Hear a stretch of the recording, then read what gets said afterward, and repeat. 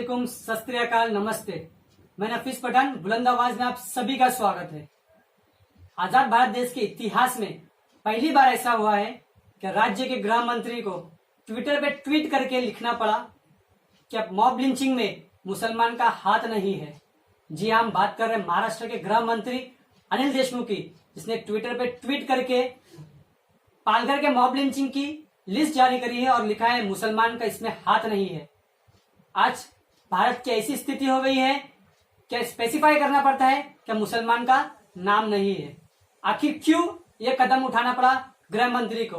हम आपको एक एक करके सारी रिपोर्ट बता रहे हैं। सबसे पहला हम आपको एक रिपोर्ट बता रहे हैं, livehindustanCom हेडलाइन ये है, पालघर लिंचिंग वीडियो में क्या सच में शोएब बस की आवाज सुनाई दे रही है? ये हेडलाइन है और उसके नीचे लास्ट पैराग्राफ में लिखा है क्या उस वीडियोस में जो आवाज सुनाई दे रही है वो ओए बस करके है, शोएब बस करके आवाज कोई भी नहीं है। और इसको महाराष्ट्र के गृह मंत्री ने खारिज किया है। आखिर न्यूज़पेपर को ये हेडलाइन क्यों देनी पड़ी? ये सिर्फ एक अट्रैक्शन था। अगर मुसलमान का नाम हाईलाइट होगा हेडलाइन में तो लोग जरूर पढ़ेंगे, लेकिन ये बात तो निकली झूठी क्या उस वीडियोस में शोएब नाम की आवाज नहीं है। अब हम आपको एक रिपोर्ट बता रहे हैं मशहूर एंकर अर्नब गोस्वामी की, जो अपने आप को बड़े पत्रकार बोलते हैं, लेकिन उनमें पत्रकारी 1% नहीं है। रिप्रेजेंट करते हैं रिपब्लिक भारत को, लेकिन भारतीय जैसे शब्द कभी यूज नहीं करते। क्या है उनका कहना, पहले आप उनकी जबानी सुनिए। और मैं तो खुलकर बोलूंगा आचार्य विक्रमादित्य जी। पूरी मीडिया मौन हो गई है इस देश में। ये मीडिया नहीं रही। ये मीडिया भी राजनीतिक चीजों को देख के सोच रही है किस पे टीआरपी मिलेगी। ये लोग मीडिया आज बंद है इस पर। कोरोना पे कार्यक्रम करते हैं मगर संतों की हत्या हो गई। और भारत में जहां पे 80% आचार्य विक्रमादित्य 80% हमारी आबादी हिंदू है, 80% आबादी सनातन धर्म को मानती है। यहां पे हिंदू होना, गेरुआ पहनना पाप हो गया है। मैं पूछता हूं और पूछता है भारत आज कि आज अगर कोई मौलवियों या पौधरियों को इस तरह मारता तो फिर क्या लोग शांत होते? तो क्या होता पूरे देश के अंदर? एंटोनिया बल्ला मचा देते, क्या क्या नहीं जला दिया। इटली वाली सोनिया गांधी चुप रहती। मैं पूछता हूं अगर कोई पादरियों की हत्या करता प्रमोद कृष्णन, तो आपकी पार्टी, आप अपने आप को आचार्य कहते हैं, आपकी पार्टी और आपके पार्टी के रोम से आए हुए इटली वाली सोनिया गांधी चुप नहीं रहती। आज वो चुप है, मन ही मन में मुझे लगता है वो खुश है। बिल्कुल वो खुश है कि संतों को सड़कों में मारा गया जहां पे उनकी सरकार है। रिपोर्ट भेजेगी वो इटली में रिपोर्ट भेजेगी। मैं बोल रहा हूं वो इटली में रिपोर्ट भेजेगी। देखिए जहां पे मैंने एक सरकार बना ली वहां पे हिंदू संतों को मैं मरवा रही हूं और वहां से वाहवाही मिलेगी उसको। विक्रमादित्य जी, वाह बेटा वाह, बहुत अच्छा किया सोनिया गांधी, एंटोनिया माइनो। शर्म आनी चाहिए इन लोगों को। क्या उनको लगता है कि हिंदू चुप रहेंगे? आज बता दीजिए प्रमोद कृष्णन को, क्या हिंदू चुप रहेंगे? आपने सुना किस तरह जहर उगल रहे, जहरीली बातें बोल रहे हैं, वो भी एक महिला के खिलाफ जिन्होंने भारत देश में अपना पति खोया, अपनी सास इंदिरा जी को खोया और इसी भारत देश में अपने बच्चे को जन्म दिया।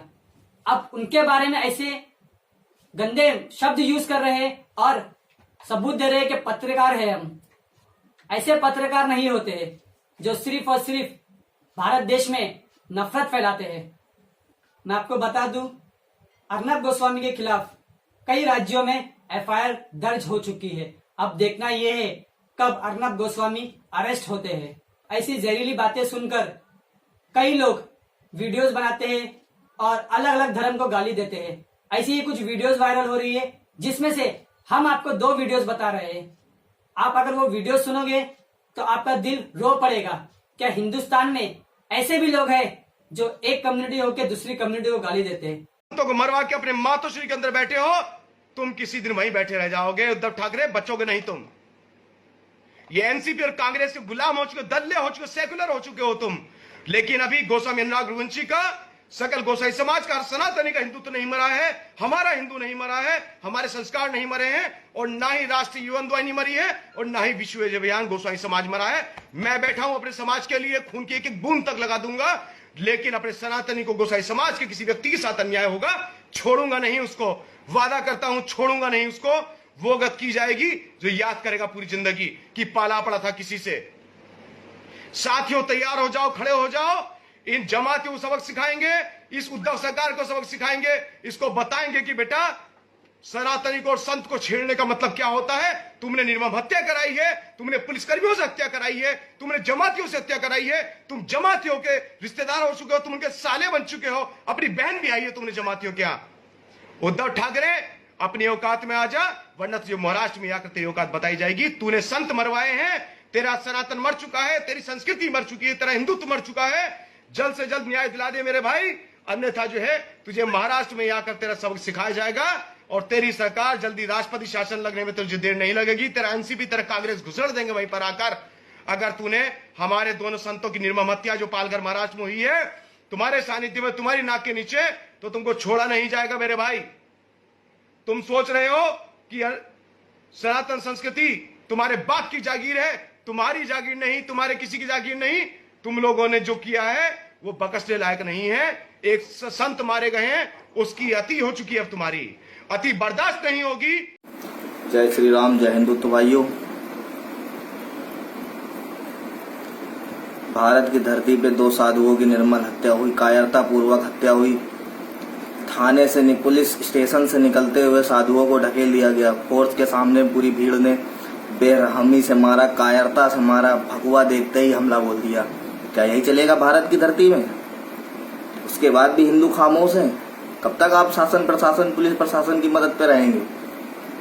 सिर्फ आपको अहिंसा ही सिखाया गया है, अपने धर्म की रक्षा करना नहीं सिखाया गया है। अब वो समय आ गया है कि जब हिंदू को अपनी कमांड खुद संभालनी होगी। हमें किसी शासन प्रशासन, किसी पुलिस प्रशासन की जरूरत नहीं है, हम खुद में सक्षम हैं।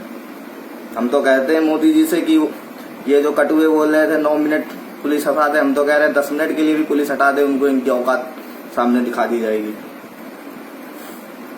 भाइयों, सभी हिंदू भाई तैयार हो जाएं। इन साधु संत की जो हत्या हुई है, इस पे अगर हम हिंदू नहीं बोल पाए तो हमारा हिंदू होना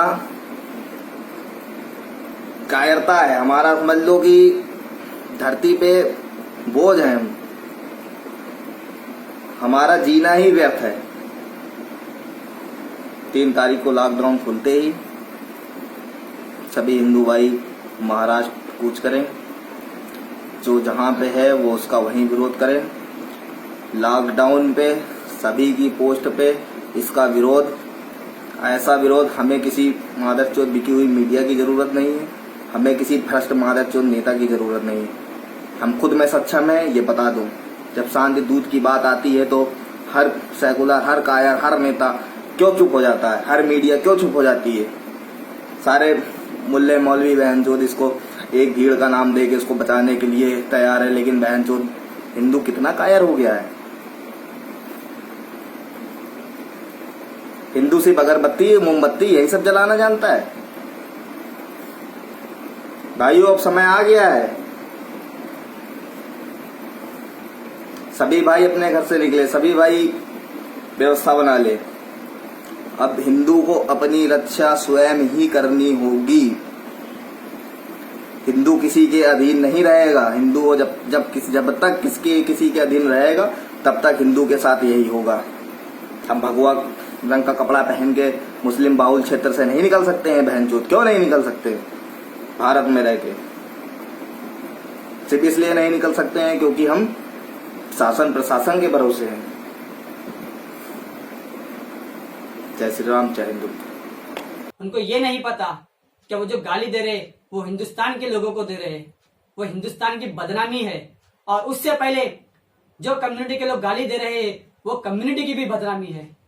हम सरकार से मांग करते हैं क्या मॉब लिंचिंग के ऊपर कड़क कार्रवाई हो और इस मॉब लिंचिंग को टेररिस्ट एक्ट के साथ जोड़ा जाए और टेररिस्ट एक्ट के तहत मुकदमा चलाया जाए मॉब लिंचिंग के ऊपर।